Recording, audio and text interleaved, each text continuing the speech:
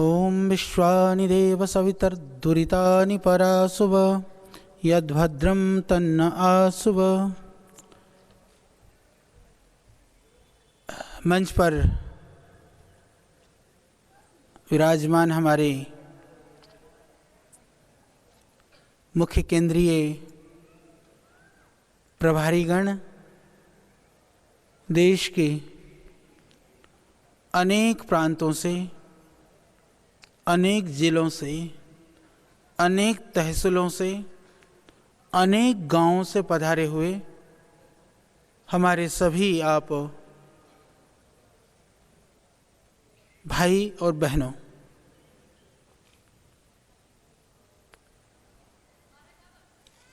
यह आपका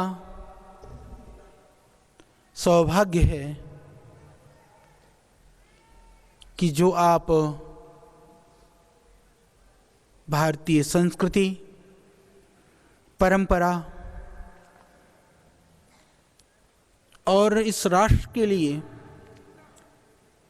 इस राष्ट्र के समृद्धि के लिए, इस राष्ट्र के उत्थान के लिए, सुस्वास्थ्य की प्राप्ति, अभाव, गरीबी और बेरोजगारी की समाप्ति, किस तरह से हम इस देश को वैभवशाली, शक्ति संपन्न बना सकते हैं, उस मिशन से जुड़ने का मौका परमात्मा ने आपको दिया। हम ऋणी हैं इस देश के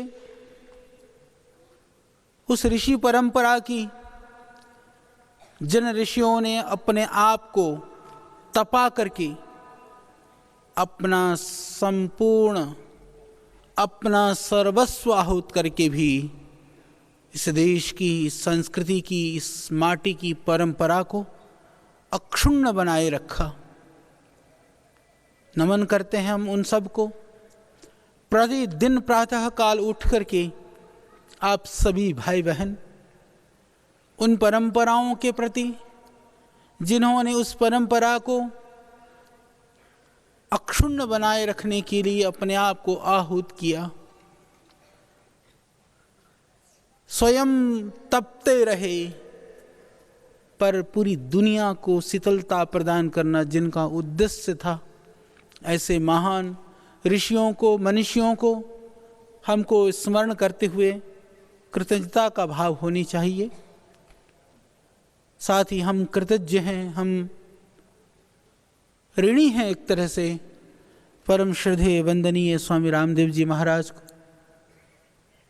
जो परमात्मा की एक तरह से अद्भुत अनुपम कृति के रूप में आज हमारे बीच में हैं, बीच में ही नहीं हैं। उनका पावन सानिध्य, उनका आशीर्वाद, उनकी प्रेरणा और जीवन में कुछ कर गुजरने की ललक जहाँ से पैदा होती है, ऐसा महान व्यक्तित्व हमारे मध्य में है। मध्य में ही नहीं, उनके साथ बैठ करके आपको कुछ सीखने को मिल रहा है। जब इतिहास बन जाता है तब पता चलता है कि उस इतिहास में क्या क्या हुआ था। परंतु यह हमारा सौभाग्य है कि जब इतिहास बन रहा है उस समय पर हमको उस इतिहास का एक अंग, एक अंश बनने का हमको मौका मिल रहा है। इतनी ही बात को अपने दिल में बैठा लेना। कार्य की रिपोर्टिंग, कार्य की प्रशंसा, कार्य की शिकायतें तो तब होती हैं जब उस काम को लेकर के हम दुनिया को दिखाना चाहते हैं। यहाँ तो ऐसी कोई बात नहीं है। आप लोगों का जो समर्पण है, आप सबका जो विश्वास है, आप सबकी जो दृढ़ता है, वो पूरी दुनिया के लिए मैं कह सकता हूँ अब जितना बड़ा हमारा संगठन और जिस तरह के आप समर्पित हमारे पास जो युवक और युवतियां हैं जो सर्वस्व अर्पण करके भी इस देश के लिए, इस माटी के लिए कुछ करना चाहते हैं, ये एक देश के, दुनिया के लिए एक अद्भुत उदाहरण है। वो उदाहरण इसलिए है क्योंकि आप किसी स्वार्थ के लिए नहीं, किसी अपनी महत्वाकांक्षा की पूर्ति के लिए नहीं, अपितु इस भाव से जुड़े हुए हैं कि किस तरह से मैं इस देश को सुंदर बनाने में, इसको संवारने में अपना योगदान दे सकता हूं। इसी भाव से आप आगे बढ़ना। मैं कभी कभी सोचता हूं, किसी कवि ने लिखा है, न आंसू अलग हैं न निगाहें अलग हैं। निगाहें भी वैसी ही हैं और आंसू भी जब निकलते हैं तो एक से ही निकलते हैं। न मंजिल अलग है, हरिद्वार में भी बहुत लोग आते हैं, आप भी आ रहे हो, और न राहें अलग हैं, कहीं भी चलना है, मार्ग तो वही है। पर फिर भी ना, मगर सोचता हूँ कि कुछ सिरफिरों की वतन के लिए क्यों निगाहें अलग हैं। ये आपकी निगाहें हैं जो आपको यहाँ खींच लाई। ये आपकी निगाहें हैं जो आपको औरों से अलग करती है। दुनिया में वो बड़ा नहीं होता है जिसके पास बहुत संसाधन हुआ करता है। बहुतों के पास बहुत संसाधन था, आज भी है, बाद में भी रहेगा, परंतु जिन्होंने इस देश के लिए, इस संस्कृति के लिए, इस दुनिया को बदलने के लिए कुछ किया, उन्होंने संसाधनों के बलबूते पर नहीं, अपने संकल्प के बलबूते पर किया है। ये हमको हमेशा याद रखना चाहिए। संकल्प होगा तो संसाधन तो जुटते चले जाएंगे, संकल्प नहीं होगा, बहुत सारे संसाधन होने पर भी वो खत्म हो जाएंगे। इसीलिए हमारा संकल्प संसाधनों के लिए नहीं, हमारा संकल्प देश के निर्माण के लिए है। ये उदात्त भाव हमारे हृदय में हमेशा हमेशा रहनी चाहिए। हमको गर्व है, आज वर्षों बाद जब कभी श्रद्धेय स्वामी जी और हम, हमारे साथ में एक दो मित्र लोग हुआ करते थे, बैठे होते थे, चर्चा होती थी कि किस तरह से हमको आगे इस कार्य को बढ़ाना चाहिए, तो स्वामी जी सामूहिक रूप से इस बात को बहुत बोलते थे कि मैं आपको अपनी शक्ति के रूप में देखना चाहता हूँ, अपनी भुजाओं के रूप में देखना चाहता हूँ। और आज हमको गर्व होता है, उस समय तो हम सुन रहे होते थे, हम महसूस कर रहे होते थे, हम देख रहे होते थे, पर आज हम देख रहे हैं कि आज उस संकल्प को संकल्पित करने के लिए, उसको पूर्ण करने के लिए लाखों लाखों हमारे भाई बहन, हमारी जो भुजाएं और हमारी शक्ति के रूप में आज देश को मिली हुई है। आज आपका लोहा देश नहीं, पूरी दुनिया मान रही है।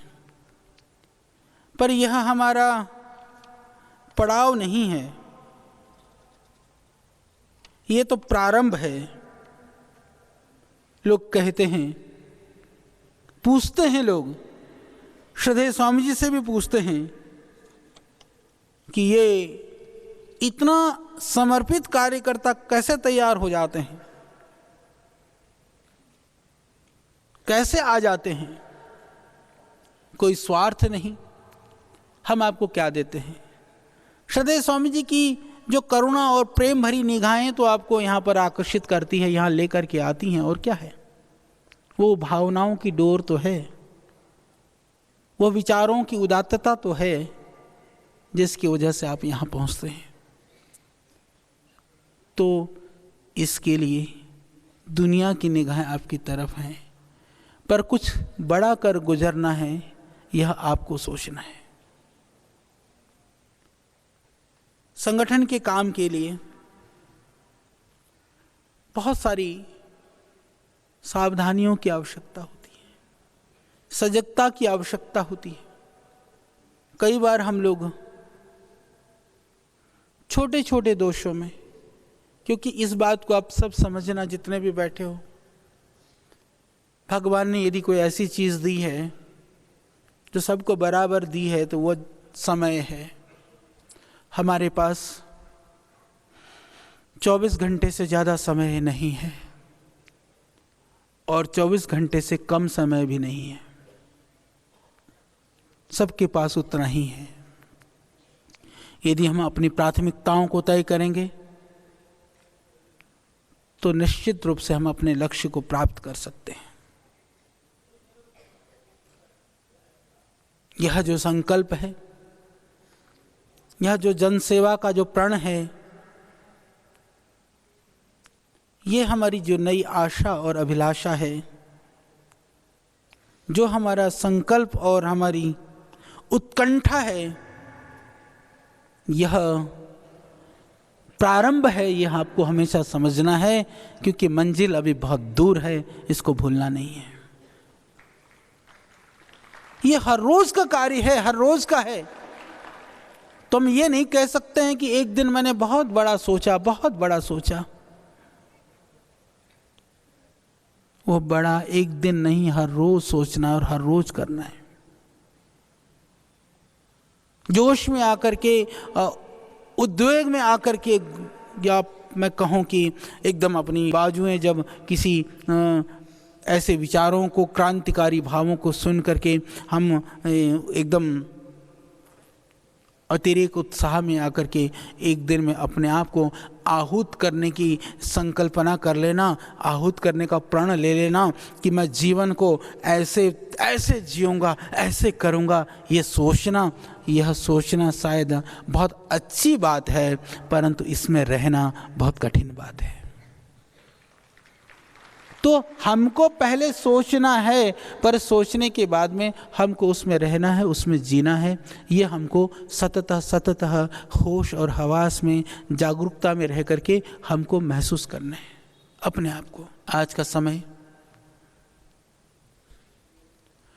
समय ऐसा है कि हम जितने भी आप बैठे हैं, सभी लोग, पहले कभी भी हमने दुनिया के विषय में हम कभी इतना नहीं जानते थे।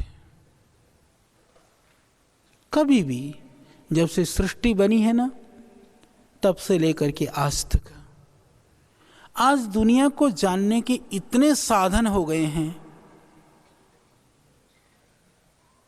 मीडिया से लेकर के, प्रिंट हो, इलेक्ट्रॉनिक हो, डिजिटल मीडिया की बात हो, और कोई ना हो तो मित्र मंडली, रिश्तेदार और मिलने वाले हों, सब दुनिया की ही बातें आपको सिखाएंगे, सब दुनिया की ही बातें आपको बताएंगे।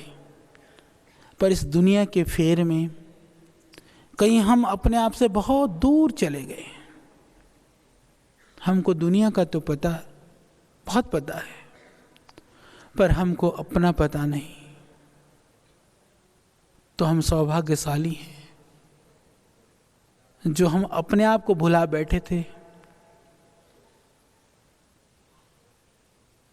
हम कौन हैं, हमको कोई बोध न था। उस बोध कराने के लिए श्रद्धेय स्वामी जी ने एक बीड़ा उठाया और हमको ये सोचने पर मजबूर कर दिया कि हम कौन हैं। हमारी संस्कृति के प्रति गर्व की भावना, अपने परंपराओं के प्रति एक आदर्श और सम्मान की भावना, और अपने आप कुछ कर गुजरने के लिए, दूसरों के लिए जीने की भावना जिस व्यक्ति ने भरा, और ऐसा व्यक्तित्व हमारे सामने रह कर के देखो। जब हम स्वाध्याय करते हैं, जब हम अच्छी पुस्तकें पढ़ते हैं,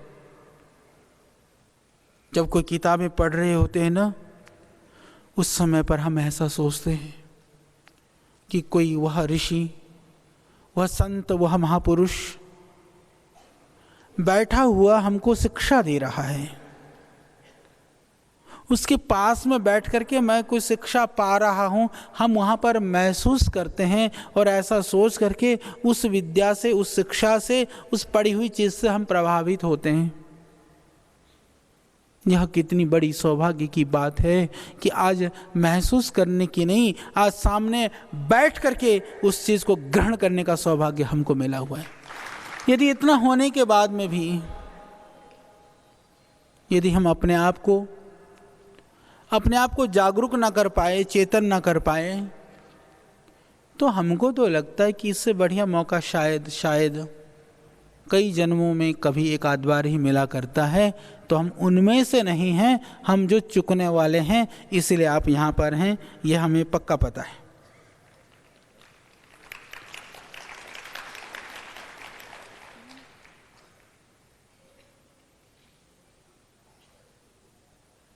और जहाँ तक बात रही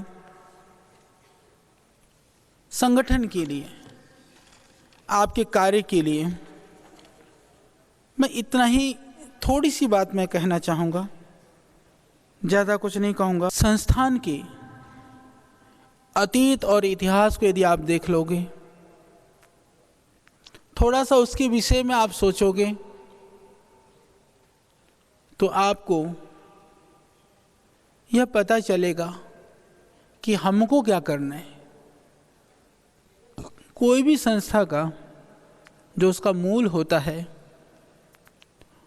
वो वास्तविक जो उसका स्वरूप भी वही होता है। कई बार क्या होता है, लोग किसी चीज़ को बनाते तो किसी चीज़ के लिए हैं, पर बाद में उसको बदलने का प्रयास करते हैं। यहाँ पर ऐसा कुछ नहीं है। यहाँ जो था वही है, जो है वो हमेशा रहेगा। तो था क्या है में तो शायद आपको समझ में ना आए, क्योंकि है में थोड़ा बड़ा है, था में थोड़ा छोटा था। तो छोटा क्या था? जब हिमालय में हम थे,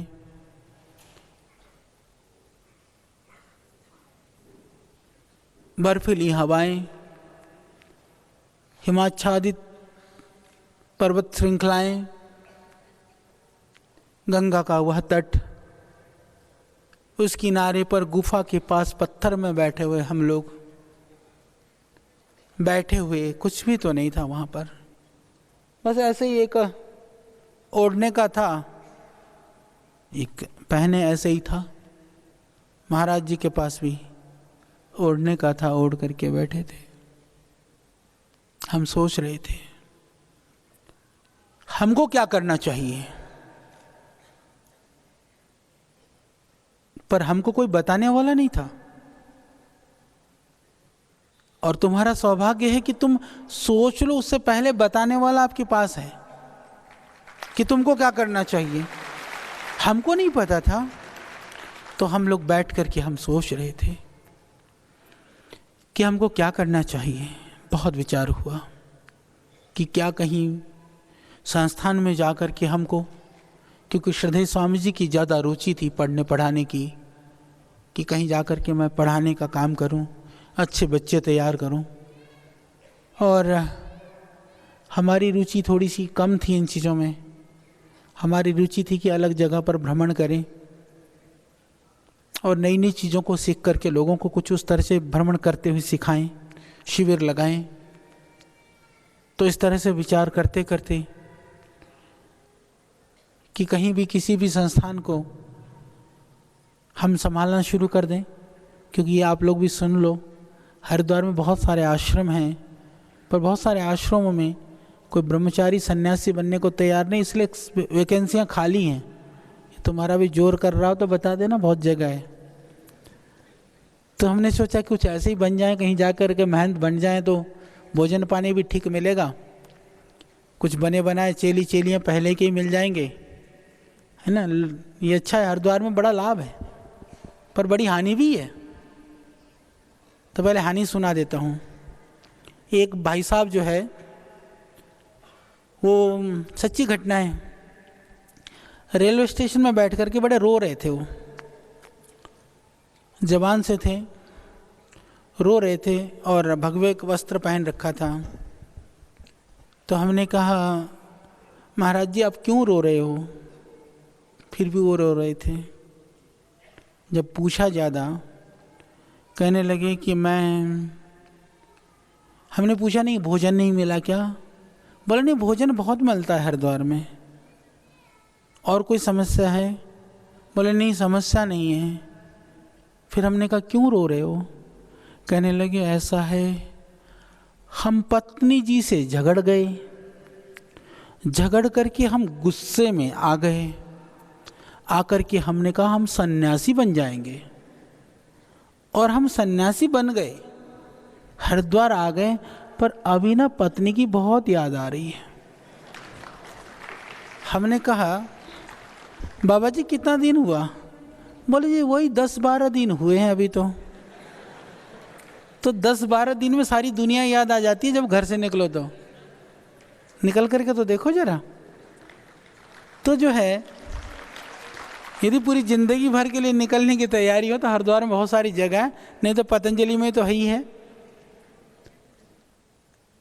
तो ये सुगम मार्ग नहीं है, परंतु जो मार्ग जितना दुर्गम होता है ना, उसमें चलने में फिर आनंद आने लगे तो उतना ही आनंद आने लगता है। ये भी पक्की बात है। तो तब हम सोच रहे थे क्या करें। फिर विचार हुआ कि हमको, ये ध्यान से सुनना तुम्हारे लिए काम की बात है, हमको हिंदू धर्म की भी यदि हम बात करें, सनातन धर्म की बात करें, वैदिक परंपराओं की बात करें, इसमें भी बहुत सारी शाखाएं प्रशाखाएं हैं, बहुत सारे संप्रदाय हैं, बहुत सारे गद्दियाँ हैं, बहुत सारे मठ हैं, बहुत सारी परंपराएं हैं, बहुत कुछ है। परंतु उन परंपराओं के चक्कर में कुछ तो अच्छा होता है पर कुछ गड़बड़ भी होता है। उन गद्दियों के बहुत सारे नियम होते हैं। आपने देखा होगा कि महाराज जी चलेंगे, चेले जी क्या करेंगे, पीछे पीछे छाता लेकर के चलेंगे। एक क्या करेगा, एक उनका आसन उठा करके चलेगा, एक चटाई लेकर के चलेगा, एक खड़ाऊं ले लेगा, कुछ नहीं मिला तो एक जयकारा भी करते चलेगा, महाराज जी की जय।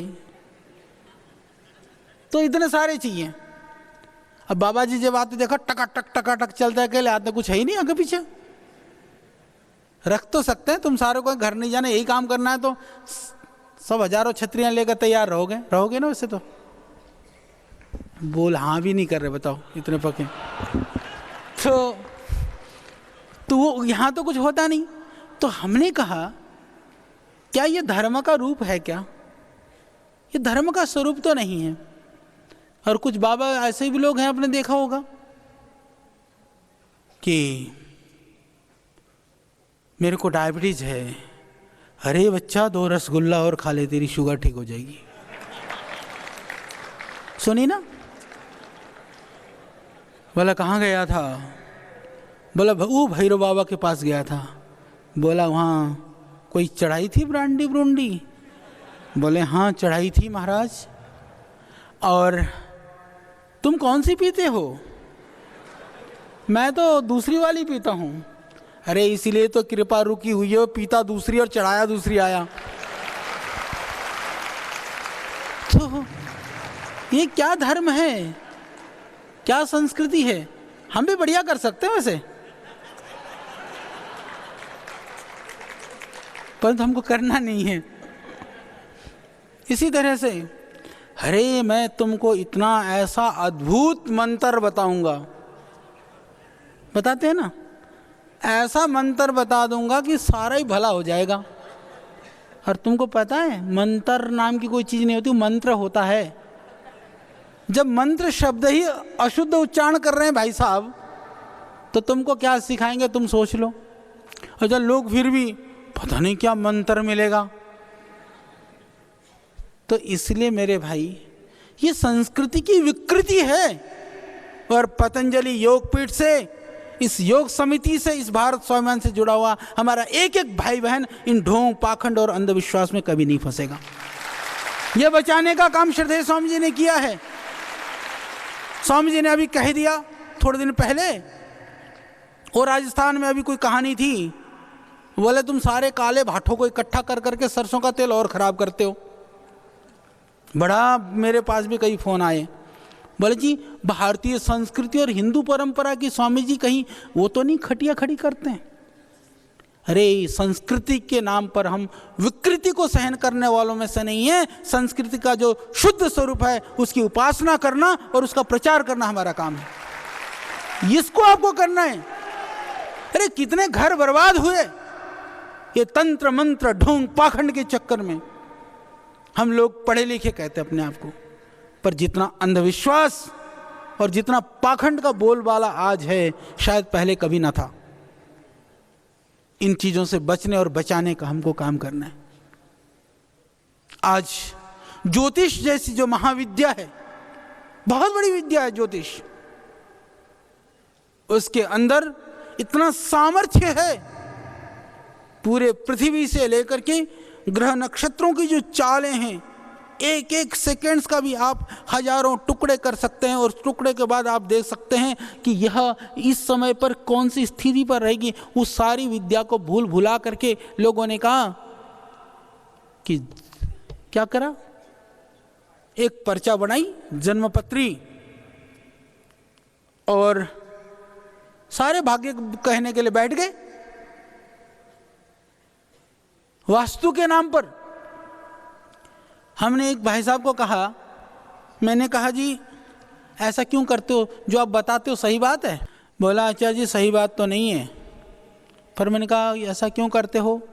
सही बात बता रहा हूँ उनकी, जो बिल्कुल बड़े व्यक्ति की कही हुई। कहने लगी हमारा सारा बिजनेस तो भय पर ही तो टिका हुआ है। यदि हम डराएंगे नहीं तो लोग समाधान करने के लिए क्यों आएंगे हमारे पास? तो मेरे भाई पतंजलि में डराया नहीं जाता है, यहाँ तो समाधान दिया जाता है। यही तो फर्क है। हम कहते हैं जीवन की परेशानियां, विपत्तियां, बाधाएं भूल जाओ, मस्त रहो, योगासन करो, प्राणायाम करो, ध्यान करो, सब ठीक हो जाएगा। हाँ कहते बेटे तेरे सर पे राहु चढ़ा हुआ दिखता है। दिख ही रहा उसे आद्य की शक्ल पे तो राहु चढ़ा हुआ है। अभी थोड़ी हंस लो, थोड़ी मुस्कुरा लो, उतर जाएगा राहु। तो आनंद से रहा करो, मस्ती से रहा करो। जो जितना भयभीत होना शुरू हो जाता है ना, उतनी ये भय के भूत और खड़े हो जाते हैं।